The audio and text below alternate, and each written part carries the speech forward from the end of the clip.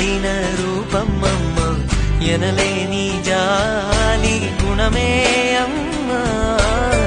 నడిపించే దీపమ్మమ్మ, కరుణించే కోపమ్మమ్మ, వరమిచ్చే తీపి శాపమ్మమ్మ.